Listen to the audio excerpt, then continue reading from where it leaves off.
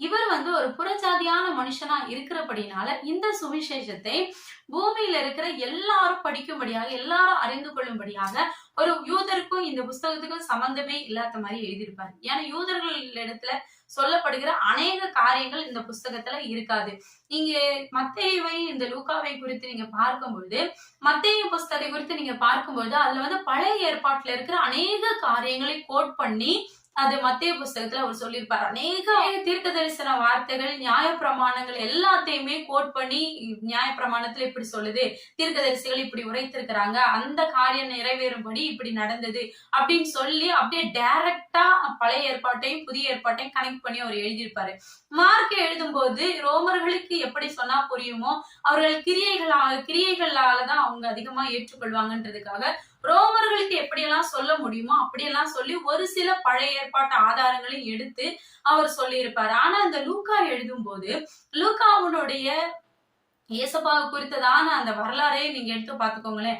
மத்தேயு எழுதும் போது ஆபிரகாம்ல இருந்து தொடங்கி இருப்பாரு. ஆபிரகாம்ல இருந்து தாவீதுல இருந்து இயேசு கிறிஸ்து வரைக்கும் அவர் சொல்லியிருப்பாரு. 14 தலைமுறைகளை அவர் டிபேட் பண்ணி சொல்லியிருப்பாரு.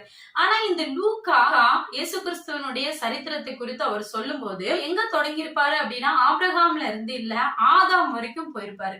ஏன்னா இது யூதர்களுக்காக எழுதப்படல.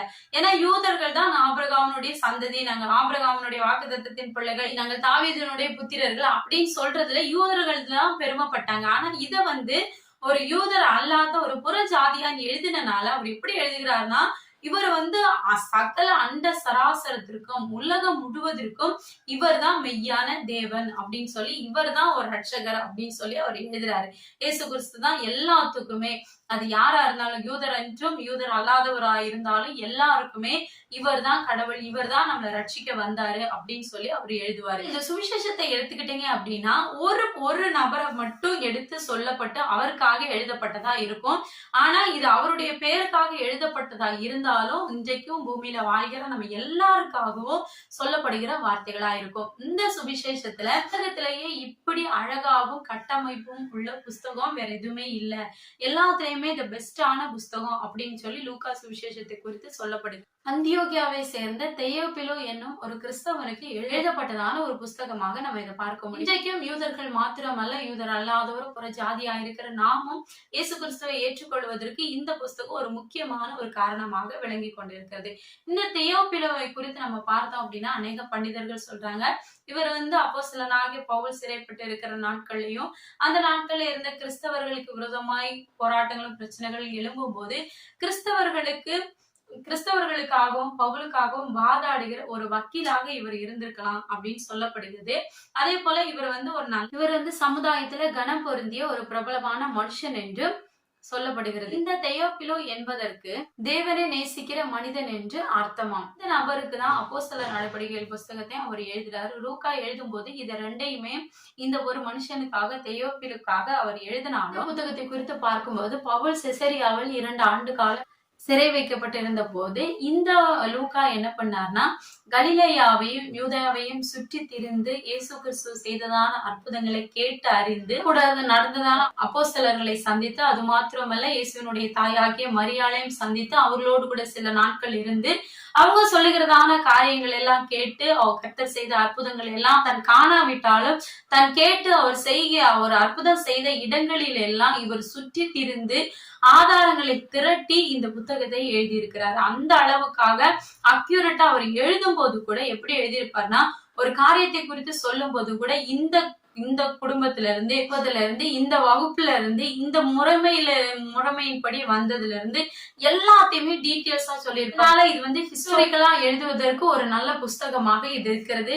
எல்லாத்தையுமே நம்ம புரிந்து கொள்வதற்கும் இது நல்ல கால நேரங்களையும் அதே போல எல்லாருடைய அந்த தலைமுறைகளையும் பேரை முதற்கொண்டு எடுத்து இந்த புஸ்தகத்துல எழுதப்பட்டிருக்கிறது. உலகிலேயே முதல் கிறிஸ்தவ வரலாற்று ஆசிரியர் என்றும் அழைக்கப்படுகிறது. சபை வரலாற்றை எழுதும் போது அந்தந்த காலத்தில் இருந்த ரோம பேரரசுகள் ராணிகளின் பெயர்களையும் தெளிவாக குறிப்பிட்டுள்ளார். முக்கியமாக ரோம் வரலாற்றில் இருக்கிறதான முக்கியமான சில நிகழ்ச்சிகளையும் இதுல குறிப்பிட்டு இருக்கிறார். புஸ்தகத்துல அதிகமா நம்ம எடுத்துக்கிட்டோம் அப்படின்னா, அதிகமா வியாதியில இருந்து, அதாவது சரீர பிரகாரமாக ஏற்படுகிற பலவீனம், வியாதியிலிருந்து கர்த்தர் எப்படியாக சுகம் கொடுத்தார் என்கிற காரியத்தை நம்ம இங்க பார்க்க முடியும். இவர் ஒரு வைத்தியரா இருக்கிறதுனால, இவர் ஒரு டாக்டரா இருக்கிறதுனால பாடி சம்பந்தப்பட்டதான, ஸ்கின் சம்பந்தப்பட்டதான எந்தெந்த காரியத்தில எல்லாம் அற்புதங்கள் நடந்ததோ அந்த காரியத்தெல்லாம் அவர் ரொம்ப தெளிவா எடுத்து எழுதியிருப்பாரு.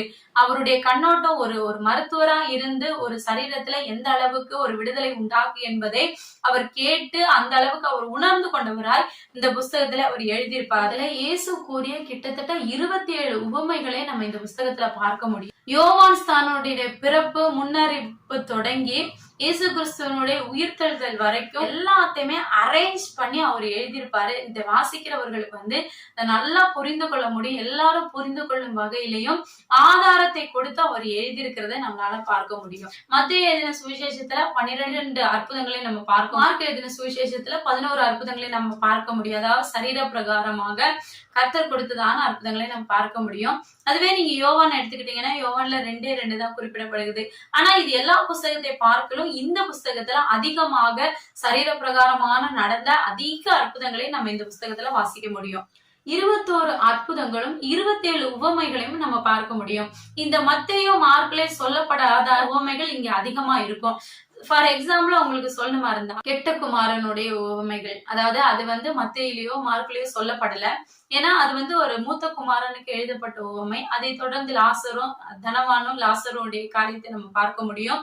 அதே போல அந்த காணாமல் போன வெள்ளிக்காசு, நல்ல சமாரியன், இரவுல வீட்டுக்கு வந்த நண்பர், கனி கொடாத திராட்சை செடி, அதே போல மற்ற சுவிசேஷ புஸ்தகங்கள்ல சொல்லப்படாத அநேக உவமைகளை இங்க நம்ம எக்ஸ்ட்ரா பார்க்க முடியும்.